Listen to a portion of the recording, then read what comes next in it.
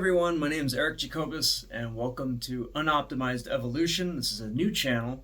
From my old channel, I used to put all of my anthropology and linguistics and violence research on the Eric Jacobus official channel. Well, I've now moved off of that and I've started a new channel.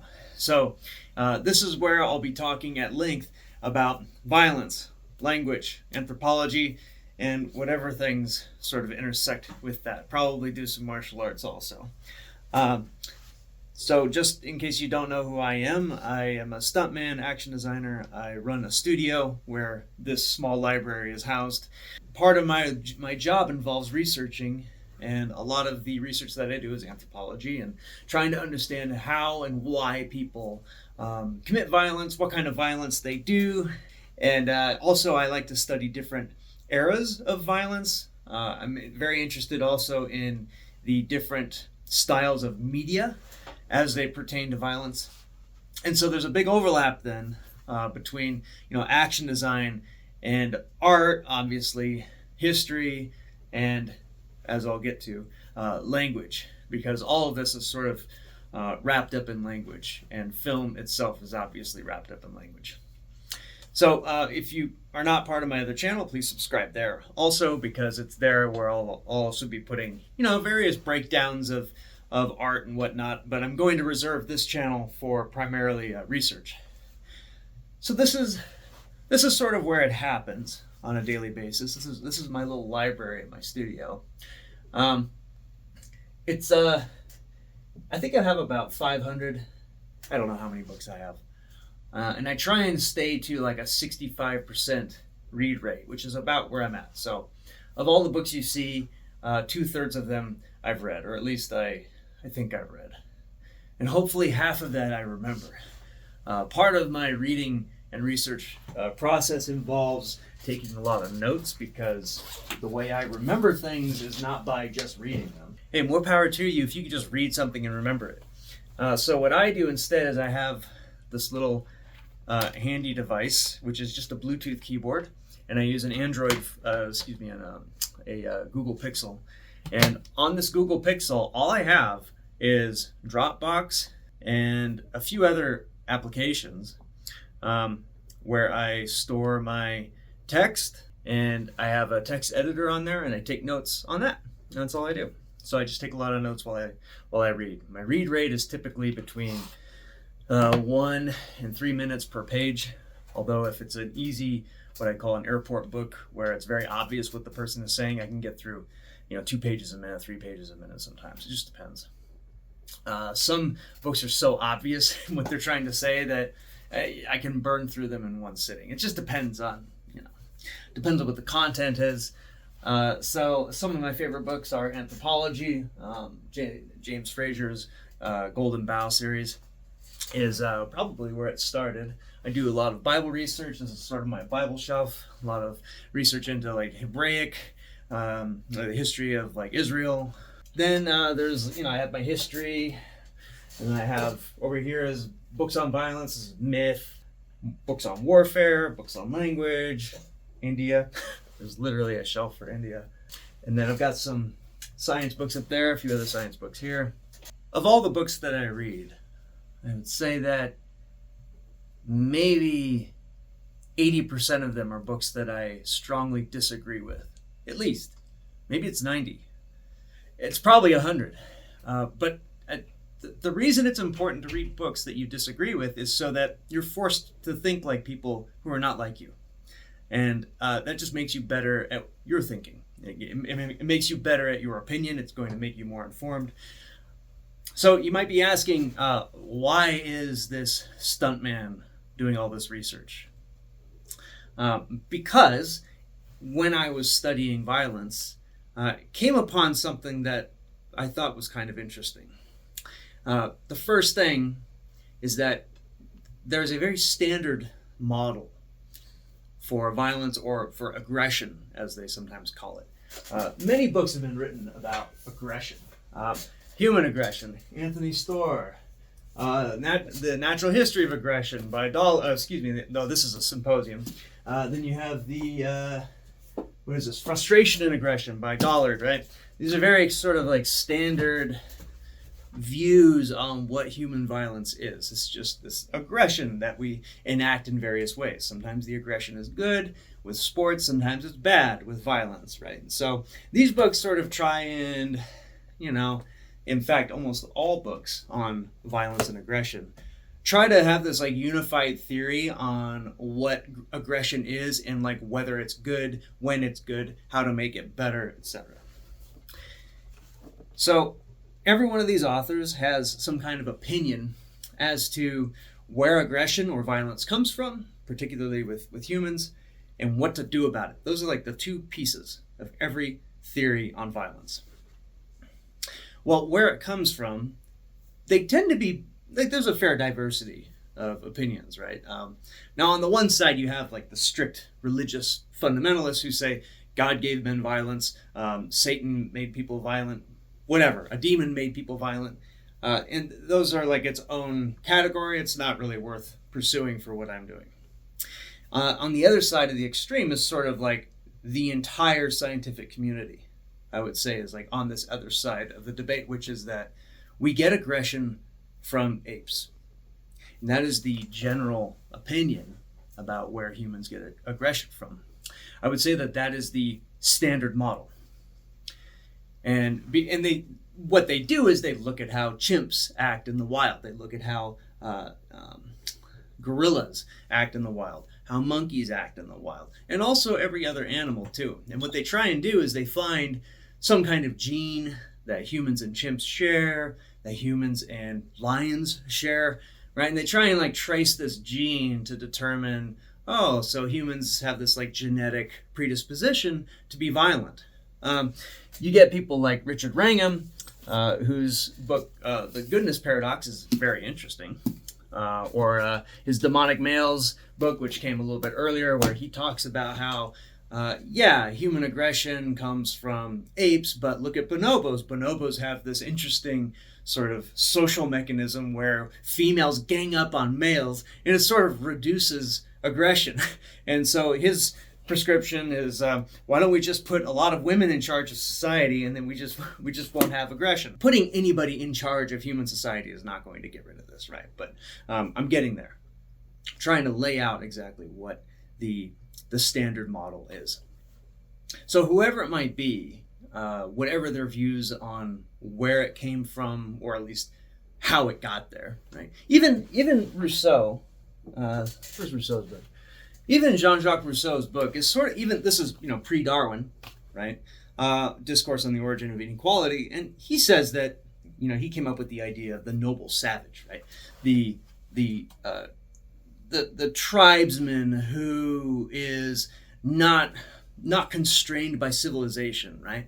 And because the tribesman is not constrained by civilization, he's more free, and he's not as frustrated, he's not as aggressive as a result.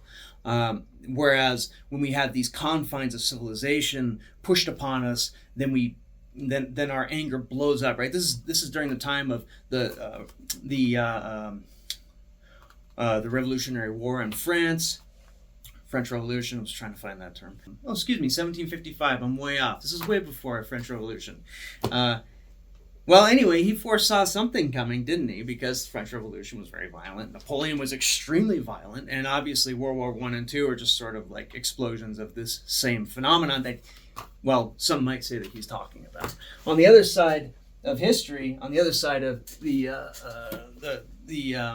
political aisle, is someone like Thomas Hobbes, who said that violence is sort of built into man's nature, and we need civilization in order to tamp it down and redirect it into useful purposes, right? This is what Anthony Storr says in Human Aggression. He says, well, we should just be directing it more towards sports and away from, say, violence, right?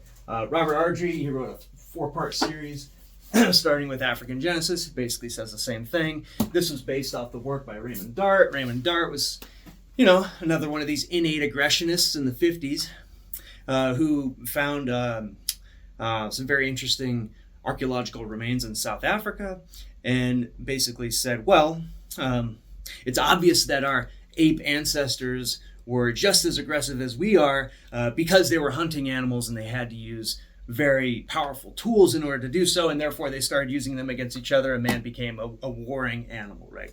These are sort of the examples of people who have a lot of different opinions. There's a lot of different thoughts in here, right? About like where it comes from, what to do about it. But everybody sort of agrees that this is something that comes from a long time ago. Okay, so everybody agrees that violence came from a long time ago.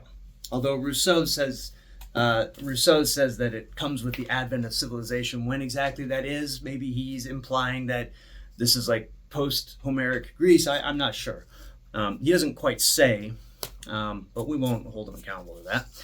So, but they all agree that it came at some point. And recently, authors have been postulating that, violence came from our ape ancestors, is what they say.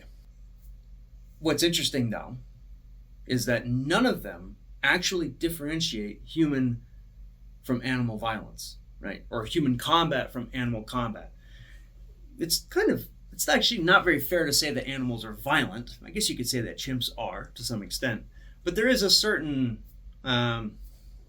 linguistic value to saying human violence as opposed to animal violence, where it's like, well, you can't take an animal to court for violence, right? So there's some obvious debate around that, but the question I have is, why don't any of these authors, none of the ones that I've read, why don't they ever differentiate human from animal combat in some kind of mechanical way? Now, Steven Pinker, it's a very good book, Better Angels of Our Nature, goes through all of the institutional ways in which violence is actually being reduced over time. So he sort of takes the opposite approach of someone like Rousseau, and I guess you could say he's sort of Hobbesian, because these institutions sort of soak up violence, and even something like World War II, which had 40 million casualties, is per capita less than the casualty rate in like certain tribal warfare in Brazil. He says it's an interesting argument, but still, the only differentiating factor I can see in any of these books is that humans just kill more. Why? Nobody says. Nobody says why humans kill more. It's just sort of a given. Because we're smart, because we're bad. There's not really anything clear about what exactly it is that makes human violence a problem, worse, better, whatever it is, than animal combat, animal violence, animal aggression versus human aggression. There's no clear dividing line between the two. And so, being somebody who works in action design, I thought, this is obvious. It's obvious what the difference is. Humans have these. Now, it's not just that humans have weapons. It's not just that humans have tools. Apes, monkeys, sea otters, they also have tools. Right? They have weapons for predation also. They can prey upon, you see sea otters with they'll take like a shellfish and they'll smash it with a rock. That's tool usage for predation. You'll see chimps licking a stick and shoving it in a termite mound. That's tool use for predation. You see chimps using a rock, also capuchin monkeys using a rock to smash nuts. This is object use for sustenance. You could even call this farming. And so there isn't really a satisfactory dividing line between animal object usage or tool usage and human object or tool usage. And this has been explored in depth. I'm trying to find the book right now. It's in here somewhere. Here it is. It was explored. This is a very, I call these books Triscuit books, because it's like they take so long to read because they're so dry. But the data is incredible in it, because it's not meant to be. It's not an entertainment book. This is a book for academics, right? And there are plenty of examples in this book, well-documented examples of animals of all shades using tools, objects for sustenance and predation, but none for combat. That's the difference. None use objects for combat. let alone tools. Forget tools, objects, anything you can grab. This, a cup, a cliff, that's an object, right? Another animal, swing that around, whatever it is. They don't do it. They don't use it for aggression. Occasionally, you'll see chimps, at a zoo, they'll pick up a stick and start swinging it around. And sometimes, might land a couple of those hits. When that stick goes flying, because a chimp thumb is actually not very good at holding a stick. It's kind of interesting. It's very hard to hold a stick without a thumb. It's sort of like when you're with a chimp, with a human, the thumb sort of like locks onto the fingers. And so when I have this, it's going to be a little bit difficult for you to pull it away. And it's also not going to slip out of my grip very easily. With chimps, the thumb is much shorter. So it probably looks more like this, which means that it's kind of easy to break that thing out of the grip. Is that why? I don't know. But the fact remains that no chimp to this day is recorded, and no animal in general is recorded as using objects in combat in any kind of repeatable way. This is what I call an animal combat loop. The animal combat loop is very conservative, and it tends to just involve the animal's built-in teeth, claws, hooves, whatever it is, antlers, as well as its defensive mechanisms. And no mention is made of the fact that animals do not use objects in these scenarios. Every scientist, every philosopher, everybody who writes a book, it seems, completely negates this. It's like they don't even see it. Now, I remember there was a podcast, I think it was a Jordan Peterson podcast, and he asked Richard Wrangham, well, what about weapons? And Wrangham sort of just like passes it off, like, yeah, but animals use objects. And then it was over, the discussion was over. Nobody even continued this inquiry, when in fact, that's a hardware difference between humans and animals. That is a hardware difference. The ability to do this and not being able to do this is a hardware difference. And imagine this is a stick. This is not a knife. Imagine it's a stick. It's anything you can grab, or it's a rock, right? I think it's called a three-jaw chuck. Again, this is a thumb function, being able to grab a rock like this and throw it. Now, chimps can throw. In fact, chimps do throw rocks in combat sometimes, and you see it. But when a rock lands successfully on the head of another chimp, there's no moment where the chimp goes like, oh, I should maybe go and get that rock and do that again because it gives me a clear advantage in this situation, right? Or if the stick slips out of its hand, it doesn't go like, give me that stick back. I got to find a better way to hold this thing because it's obviously working better than just my hands. They don't have this built in. So this blind spot that seems to be, it's a gaping hole in every one of these books. It's a gaping hole. This is a hardware difference between humans and animals. How it came about, that's something I'll discuss later. But I think it's possible that this hardware difference, which creates a very different dynamic, by the way, because since I'm able to use objects for combat, I am obviously able to predict that you're going to do the same thing. So if I'm able to use this, in my mind, I'm thinking, well, what if my opponent has the same thing? Not only that, but if my hand is behind my back, you as the opponent, what do you think I have back here? Do you think it's just my hand? A chimp might think it's just a hand, if it's another chimp. Interestingly, animals might actually be able to anticipate that people have objects behind their backs, but if they look at another chimp, they don't think that. It's an interesting field to study. So because I'm doing this, you don't know what I have behind my back anymore, because I'm capable of object-based combat, and so are you. And what this does is you start thinking, well, he might have something behind his back, but he might also be thinking that I have something behind my back, and he's also thinking about me, and then he must be thinking that I'm thinking about him, right? This is this like infinite sort of anticipation then that occurs between the antagonists. And why does this matter? Why is it different than chimp combat? Because in chimp combat, first of all, the anticipation phase is very short. I know exactly what your weapons are. If you're a chimp, I know exactly what your weapons are. If you're the same as me, most likely you are, unless you're limping, right? Unless you have a bad eye, right? Unless you got like a tooth missing or something, then I have the clear advantage. Otherwise, I'm just going to assume that you have sort of like the exact same weapons that I do, right? The same built-in weapons that I do, and that you have the same defenses that I do, right? This is why bucks, they charge at each other. They have a certain set routine, right, where they engage, and they have certain set moves, and it's a very sort of limited move set, right? In the anticipation phase before that, there's not a whole lot of negotiating, because what's the worst that's going to happen? Animals don't usually die in combat. Usually one just backs down before blood is even drawn. Because animal weapons it's very difficult for an animal that has built-in weapons to kill another member of its species with those same weapons.